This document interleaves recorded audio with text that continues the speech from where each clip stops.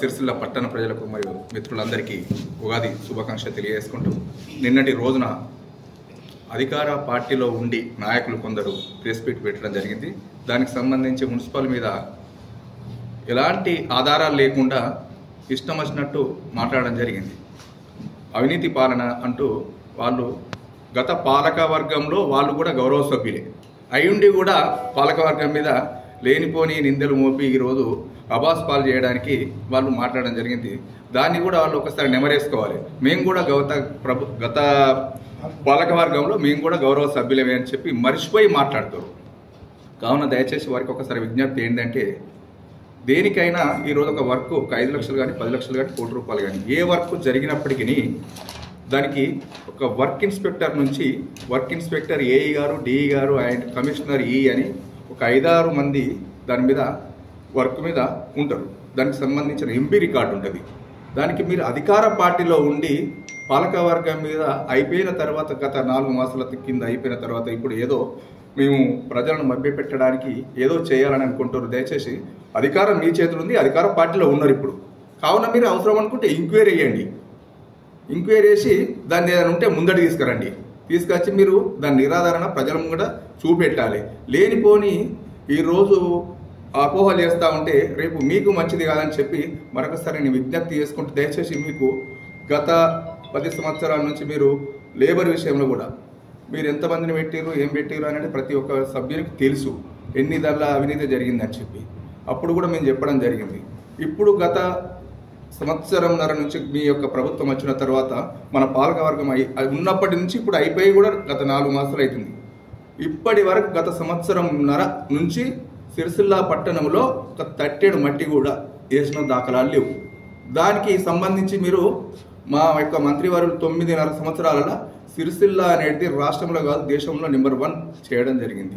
ఈరోజు గత సంవత్సరంన్నర నుంచి మొత్తం సిరిసిల్ల 39 వార్డు తీసుకుందాం, ఎక్కడన్నా మీరు ఏదన్నా వర్క్ చేసిరని చెప్పి నిరూపిస్తే మేము దేనికంటే దానికి సిద్ధం. ఈరోజు మీరు ప్రజలకు పాలన చేయండి, మంచి అభివృద్ధి చేయండి, మేము కాదంటలేము. అంతే తప్ప కానీ ఉత్తగా పోయిన పీరియడ్ గట్లా అని చెప్పి ప్రజలను మభ్యపెట్టడానికి చేయకండి. దయచేసి ఏదైనా ఉంటే అధికారం మీ చేతులు ఉంది, దాన్ని నిరూపించండి.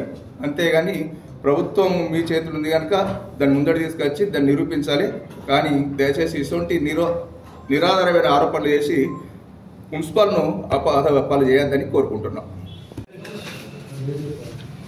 సిరిసిల్ల పట్టణం మొదటగా కార్మిక క్షేత్రం. దీన్ని దృష్టిలో గత పాలక వర్గం ఉంచుకొని పట్టణ ప్రజల గురించి ఎంతో గొప్పగా పాలకవర్గం నిర్ణయం తీసుకొని సిరిసిల్ల దహన సంస్కారాలకు పట్టణ కార్మికులందరూ గత 10 నుంచి 20-25 వేల రూపాయలు ఒక కార్మికుడు కానీ ఎవరన్నా సామాన్యుడు చనిపోతే దహన సంస్కారాలకు అవుతున్నాయి అనే ఉద్దేశంతో పాలకవర్గం దృష్టిలో ఉంచుకొని ఈరోజు ఒక 101 రూపాయి దహన సంస్కారాలకు ఒక రూపాయి కట్టుకుంటే అక్కడ దహన సంస్కారాలకు ఏర్పాటు చేయడం జరిగింది. దాన్ని దృష్టిలో ఉంచుకొని 101 రూపాయికి ఈరోజు దహన సంస్కారాలు చేస్తూ ఉంటే ఈరోజు ప్రభుత్వ పెద్దలు కొందరు నిన్నటి ప్రెస్ మీట్లో మాట్లాడడం జరిగింది. దానిలో కూడా కుంభకోణం జరుగుతుందని చెప్పి మాట్లాడడం జరిగింది. పాపం గత 4 మాసాలు 5 మాసాల నుంచి అక్కడ ఉన్న కార్మికులు పనిచేస్తూ ఉంటే వాళ్ళకు 1 రూపాయి జీతం చెల్లించకుండా ఆ యొక్క స్కీమ్ను బంద్ చేయడానికి వీళ్ళు ప్రయత్నిస్తున్నట్టు అనిపిస్తుంది.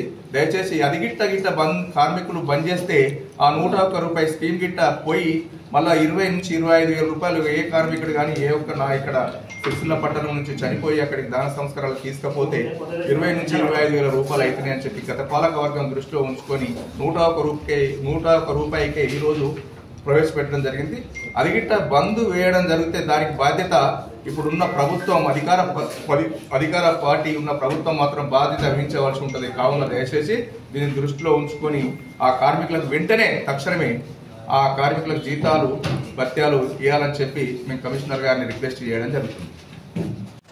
మీడియా మిత్రులకు ఉగాది శుభాకాంక్షలు.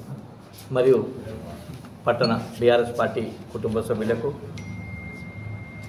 సిరిసిల్ల పట్టణ ప్రజలకు మరోసారి ఉగాది శుభాకాంక్షలు తెలియజేసుకుంటూ, నిన్నటి రోజున కాంగ్రెస్ పార్టీ అధ్యక్షులు, ముఖ్యంగా అనుభవం ఉన్న వ్యక్తులు ప్రెస్ క్లబ్లో నిన్న ప్రెస్ మీట్ పెట్టడం జరిగింది.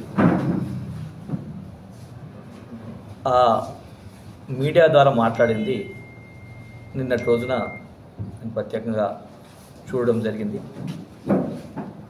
వాస్తవానికి 10 ఏళ్ళు పాలన కావచ్చు, గతంలో 20 ఏళ్ళు కాంగ్రెస్ చేసింది కావచ్చు, అలా చేసిన వ్యక్తులు కాంట్రాక్టు అనుభవం ఉండి కాంట్రాక్టు ఏ విధానంగా చేసిండ్రు, ఎట్లా చేయాలనేది తెలిసిన వ్యక్తులు సుధా అలా కొంతమంది ఉన్నారు. అంతేకాకుండా పాలకవర్గం సుధా అలా కొంతమంది ఈ పాలకవర్గం ఉన్న వాళ్ళు ఉన్నారు. ఒక ఆరోపణ చేసేటప్పుడు ఖచ్చితంగా గతంలోనే ఆది శ్రీనివాస్ గారు పెద్దలు పార్టీ విప్ గారు ఆరోపించారు. ఆరోపిస్తే తెల్లారి ప్రెస్ మీట్ పెట్టి, అన్న మీరు పెద్ద మనుషులు, ఇటువంటి తప్పుడు ఆరోపణలు చేయొద్దని సుతా మేము చెప్పడం జరిగింది. మరి నిన్న మళ్ళీ అదే ఆరోపణలు. వాస్తవానికి మొన్నటి పాలకవర్గం వచ్చినాక 15 రోజులకే 2 సంవత్సరాలు కరోనా పరిస్థితుల్లో కౌన్సిలర్ కావచ్చు, చైర్మన్ కావచ్చు, వైస్ చైర్మన్ కావచ్చు, పార్టీ కావచ్చు, రాష్ట్ర వ్యాప్తంగా ఎంతో ఇబ్బందులతోటి 2 సంవత్సరాలు వెళ్ళదీయడం జరిగింది. మిగతా సంవత్సరంన్నర కాగానే ఎలక్షన్ రావడం జరిగింది. మరి కాంగ్రెస్ పార్టీ వచ్చి ఏడాది అర్థం దగ్గరికి వస్తుంది. మరి ఎప్పుడు అలా అవినీతి జరిగింది, ఏం జరిగింది అన్నది సిరిసిల్ల పట్టణ ప్రజలందరికీ తెలుసు. 2 సంవత్సరాల కరోనా అది. ఇంకొకటి ఏంటంటే, ముఖ్యంగా అసలు ఇప్పుడు మాకు తెలిసింది ఏంటంటే, ఒక వ్యక్తి మాట్లాడుతుంటే ఇట్లా నవ్వన్నా బాధపడన్నా అర్థం కాలేదు. అనుభవం ఉన్న వ్యక్తులు ఇప్పుడు మాకు వెలుగులోకి వస్తున్నాయి. టెండర్ పెట్టకుండానే బిల్లులు తీసుకున్నారు. అట్లా ఉంటుందా? టెండర్ పెట్టకుండా బిల్లు, తెలియనోడు మాట్లాడితే ఒక అర్థం ఉంటుంది. తెలిసిన వ్యక్తులు, అనుభవం ఉన్న వ్యక్తులు టెండర్ పెట్టకుండా బిల్లులు తీసుకున్నారు. వేసిన రోడ్డుకు గతంలో తీసుకున్నారు, మళ్ళీ తీసుకున్నారు. ఇట్లా ప్రజలను తప్పుతో పట్టిస్తే ప్రజలు ఎవరు నమ్మే పరిస్థితులు లేరు. కాంగ్రెస్ పార్టీ నాయకులు అక్కడ రేవంత్ రెడ్డి గారు అన్ని అబద్ధాలు మాట్లాడుకుంటా అక్కడ పుటలు గడుపుతుండ్రు. ఇక్కడ ఈ నాయకులు అబద్ధాలు చెప్పుకుంటా పూటలు గడుపుకుంటా ఏడాది పాలన దగ్గరికి వచ్చింది. కనీసం ఒక్క 5 లక్షల పనిచేసిన పాప వెనకల ఏడాది నుంచి వెళ్ళి గత కేటీ రామారావు గారు పాలకవర్గం 6 నెలల ముందే 40 కోట్లు ఒకటి, 15 కోట్లు ఒకటి జీవో తీయడం జరిగింది. జీవో తీసి ఎలక్షన్ ముందే టెండర్ పెట్టడం జరిగింది. అలా ప్రతి ఒక్క పాలకవర్గానికి పార్టీల అతీతంగా ప్రతి ఒక్కరికి 2 కోట్లు 3 కోట్లు వర్క్ పెట్టి టెండర్ ఇవ్వడం జరిగింది. ఈ కాంగ్రెస్ ప్రభుత్వం వచ్చినాక ఆ వర్కులు నిలిపివేయడం జరిగింది. మీరు కాంగ్రెస్ నాయకులు ఖచ్చితంగా సిరిసిల్ల అభివృద్ధిని కోరుకునే వ్యక్తులైతే ఆ జీవో కానీ ఆ టెండర్ కానీ అవన్నీ కాపీలు ఆది శ్రీనివాస్ గారికి సుతని ఇవ్వడం జరిగింది. మీరు పట్టణ ప్రజలకు ఏమైనా మేలు చేయాలనుకుంటే, ఊరు అభివృద్ధి చేయాలనుకుంటే అక్కడ సీనన్న వద్ద ఉన్నాయి. ఖచ్చితంగా 40 కోట్ల రూపాయలు ఒకటి, 15 కోట్ల రూపాయలు ఒకటి ఎలక్షన్కు ముందే టెండర్ అయి ఉన్నాయి. అవి దగ్గరికి పోయి ఇప్పుడు నేను కత్తెర దేవాసు లైన్లో 1 కోటి రూపాయలు, 3 లింకు రోడ్లు 3 కోట్ల రూపాయలు, అటు 9వ వార్డు పోతే ఆ బైపాస్ రోడ్డుకు 3 లింక్ రోడ్లు, ఎన్నో ఇంపార్టెంట్ అలా పెట్టి టెండర్ చేసుకోవడం జరిగింది. మీకు ఏమైనా శాతనైతే, మీకేమైనా ప్రజల మీద అభిమానం ఉంటే మేము పనిచేస్తామని చెప్పి ముందుకు తీసుకొచ్చి ఆ టెండర్లు పెట్టించి మళ్ళీ తిరిగి టెండర్లు పెట్టించి అయినా కానీ అభివృద్ధి చేయాలని చెప్పి మేము మా పార్టీ పక్షాన, ప్రజల పక్షాన మేము కోరుకుంటున్నాం. అంతేగాని అనవసరమైన వాదనలు, అనవసరమైన పూటలు గడుపుకునుడు, అనవసరమైన నిందలేసుడు అది మానుకోవాలని చెప్పి ఈ కాంగ్రెస్ పార్టీ నాయకులను హెచ్చరించడం జరుగుతుంది. ఇంకొకటి ముఖ్యంగా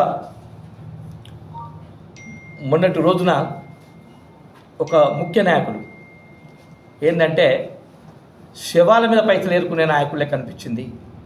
అసలు అటువంటి ఆలోచనలు మా పార్టీకి లేదు. ఒక ముగ్గురు ముఖ్యమైన వ్యక్తులు పోయి కమిషనర్ దగ్గర ఏంటిదంటే మీ దృష్టి తీసుకురావాల్సిన సంఘటన ఎట్లయినా జరుగుతుంది కాబట్టి వాళ్ళని మొన్న 15 రోజులు తిరుగుతున్నారు కాబట్టి మీడియా మిత్రులకు చెప్పాలని ఒక సందర్భంగా చెప్పడం జరుగుతుంది.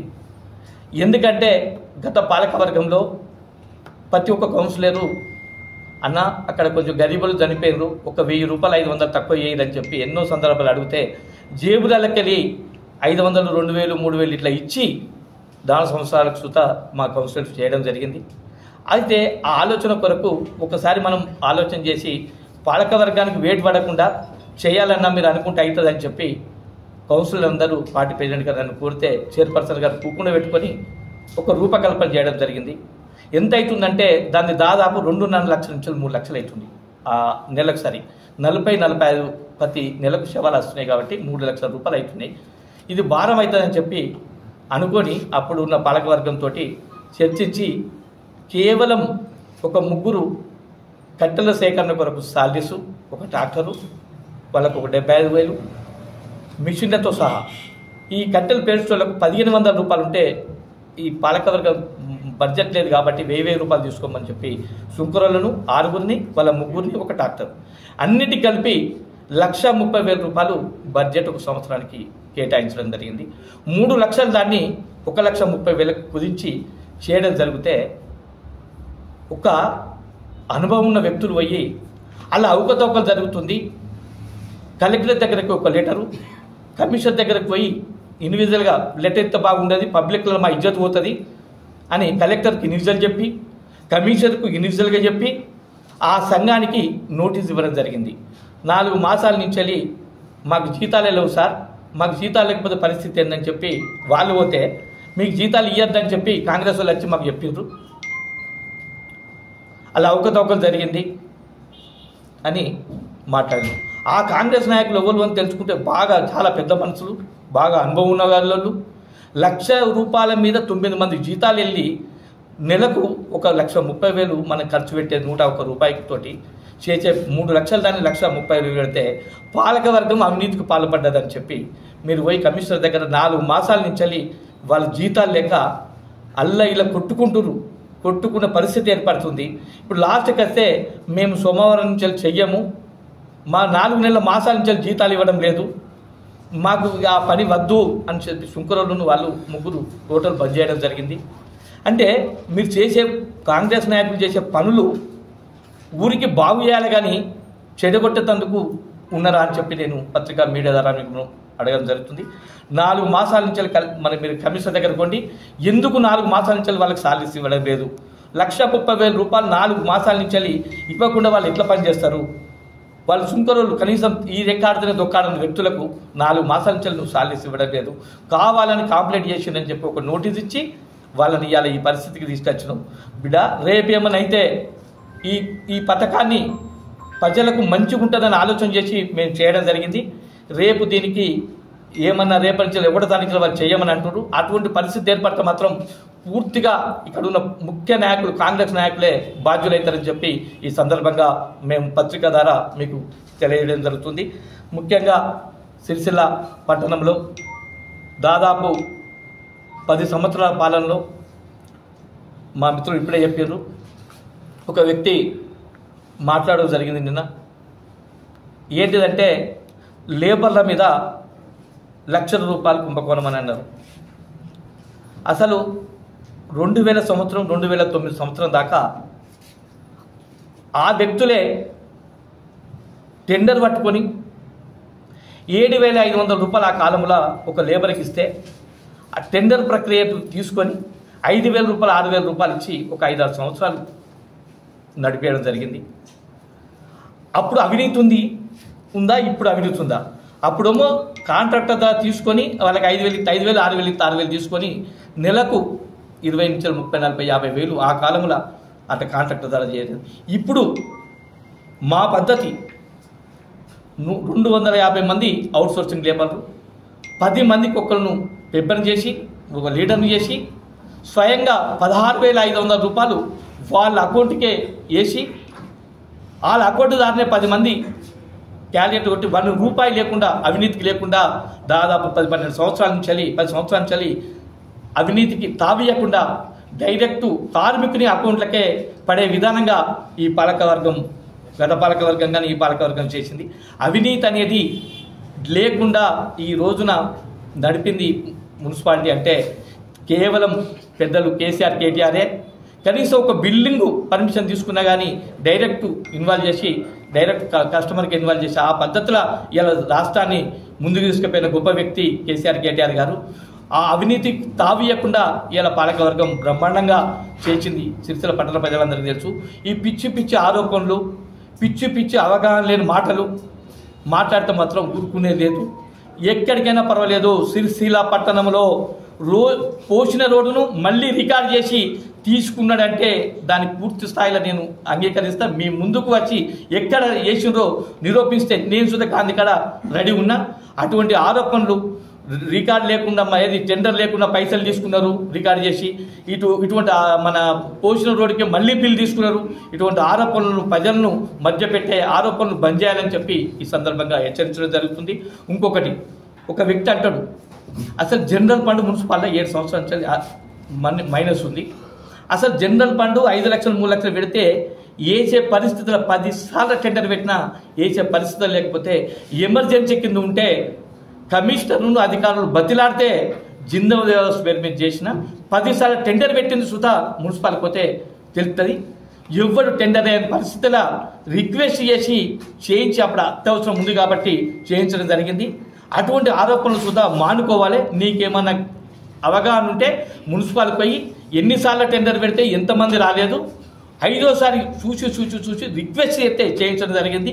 ఇటువంటి ఆరోపణలు కానీ, ఇటువంటి నిజమైన ఏమైనా ఉంటే మాట్లాడాలి కానీ ఆరోపణలు చేస్తే బీఆర్ఎస్ పార్టీ పక్షాన ఊరుకోమని చెప్పి మీ అందరికీ ఈ సందర్భంగా హెచ్చరించడం జరుగుతుంది. మీద మరి ఆరోపణలు చేసుడు సమంజసం కాదు. చేసే వాళ్ళు కూడా పాలకవర్గ సభ్యులే. మరి పాలకవర్గం ఉండి మరి ఇప్పుడు పాదం అయిపోయాక మరి ఆరోపణ చేసుడు మంచి పద్ధతి కాదు. మరి ఏదైనా ఎజెండాకు వచ్చి మున్సిపల్ పాలకవర్గం చర్చించి తీర్మానం చేసిన తర్వాతనే టెండర్ ప్రాసెస్ అవుతుంది. మరి అది అందరికీ తెలుసు. మాట్లాడిన నాయకులందరూ కూడా, కాంగ్రెస్ నాయకుల మాటలు అంతా అవగాహన ఉన్నోళ్ళే. మరి ఏం మాట్లాడుతున్నారు, మరి రాజకీయం మాట్లాడరు కానీ పాలకవర్గం మీద రాజకీయం చేయొద్దు అనేది నా విజ్ఞప్తి ముందుగా. ఎందుకంటే మరి 10 సంవత్సరాలు టీఆర్ఎస్ పాలనలో మేము గత 5 సంవత్సరాల నుంచి మేము పాలకవర్గంలో ఉన్నాము. మరి ఎప్పుడు కూడా కేటీఆర్ గారు నిధులిస్తే అన్ని పార్టీలకు సమానంగా నిధులిచ్చింది కేటీఆర్ గారు. బీజేపీ, కాంగ్రెస్, టీఆర్ఎస్ కాకుండా ప్రతి వార్డుకు, ప్రతి కౌన్సిలర్కు పార్టీలకు అతీతంగా సమాన నిధులు ఇచ్చి మరి పాలకవర్గం సిరిసిల్ల డెవలప్మెంట్కు మరి గౌరవ కేటీ రామారావు గారు మంత్రిగా ఉండి డెవలప్మెంట్కు కృషి చేసింది. ఇవల్ల మాతో పాటు పాలకవర్గం నుండి అన్ని పార్టీలతో ఉండి నిన్న మాట్లాడిన నాయకులు, పాలకవర్గంలో ఉన్న 4 నిన్న మాట్లాడినారు. మరి వాళ్ళైతే ఏంది, వాళ్ళ భార్యలు అయితే ఏంది, ఎవరైనా కానీ గౌరవ సభ్యులే. కాబట్టి మాట్లాడే విధానం కొంచెం మార్చుకోవాలి. ఎందుకంటే పాలకవర్గం నుండి పాలకవర్గం మీద ఆరోపణలు చేస్తే అది ఎంతవరకు కరెక్టు? ఏదన్నా పాలకవర్గం మరి పాలకవర్గం ఉన్నప్పుడే మాట్లాడచ్చు కదా తప్పు చేస్తే. ఆ తప్పు చేసే ఆలోచన లేదు. పాలకవర్గం 5 సంవత్సరాలు మాది పారదర్శకంగా ఎటువంటి అవినీతికి, అక్రమాలకు తావు లేకుండా ప్రజా సమస్యల మీద, ప్రజల డెవలప్మెంట్ గురించి సిరిసిల్ల పట్టణ ప్రజలను దృష్టిలో పెట్టుకొని కేటీఆర్ గారు ఇచ్చిన నిధులను మరి సద్వినియోగం చేసిన తప్ప ఎక్కడ కూడా అక్రమాలకు కానీ, అవినీతికి కానీ తావు లేకుండా మరి పాలకవర్గం ఒక 39 మంది వార్డు కౌన్సిలర్లు అందరం, గౌరవ చైర్మన్తో సహా అందరం కుటుంబం లెక్క, అందరం ఒక కుటుంబ సభ్యుల, పార్టీలకు అతీతంగా ఒక కుటుంబ సభ్యుల లెక్క ఉండి మరి సిరిసిల్ల మున్సిపల్ మొత్తం కూడా అట్లా డెవలప్మెంట్కు కృషి చేసినాం.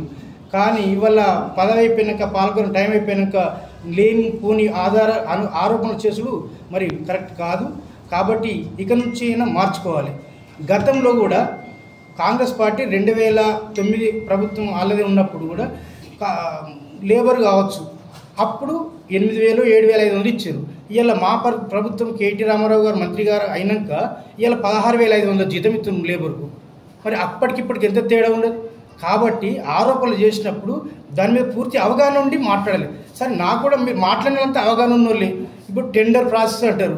టెండర్ వర్క్ చేసిన వాళ్ళే దాని మీద సబ్జెక్టు టెండర్ ప్రాసెస్ ఎట్లా మరి పని చేయకముందు బిల్లు తీసుకుంటా అంటే అది మీరు ఎట్లా మాట్లాడతారు? ఎవరైనా బిల్లు ఇస్తారా?